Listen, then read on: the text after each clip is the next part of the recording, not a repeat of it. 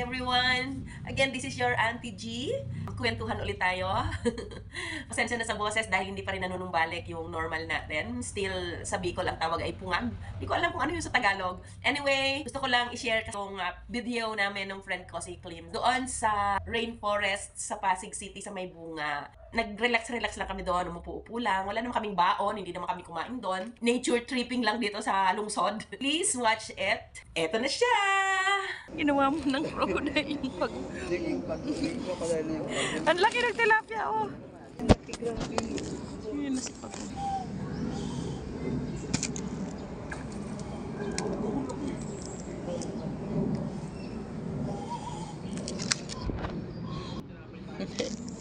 May totoo palang pag gumalaw siya eh. Kumiling dito. Akala ko hindi totoo. Nadaya ako dun ah. Sinaniban no?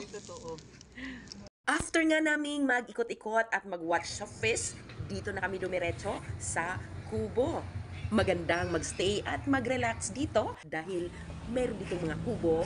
Pwede ka mag-picnic dito at maghiga-higa para makapag-relax.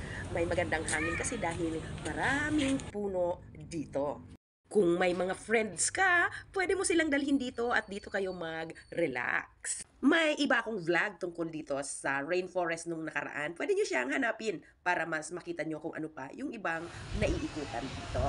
Ika-4 ng hapon nang mag-decide kaming umuwi na, pero bago kami dumiretsong lumabas, kami ay pumunta muna sa swimming pool area. Mahilig kang mag-swimming at naiinitan, maaari kang maligo dito. Lagi akong pumupunta rito na nakabike lang.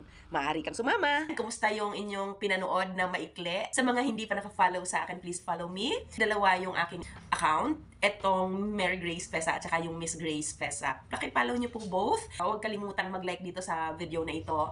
Mag-comment na rin kayo dyan kasi importante sa akin yung komento mo dahil dyan tayo nakakapag-kwentuhan. You can also suggest whatever you want us to do para gawan natin ng content. Tsaka kung may mga question din pala kayo, i-comment nyo na yan dyan. At syempre, i-share nyo na rin itong video na ito para mas marami pang makapanood sa atin.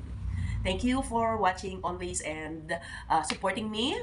Keep on engaging, guys. Mararating din natin yung ating gusto dito sa mundo ni Facebook or ni Meta. Ang paalala, always love yourself first. Hindi ito selfishness, but this is para sa ating mga sarili. Kasi guys, if we do not have love to ourselves, anong maibibigay natin sa iba? So in order for us to give something, we have that something. Alright? So, God bless everyone. Always a smile. Sabi ko nga lagi, di ba? Smile so that the whole world will smile with us. Bye!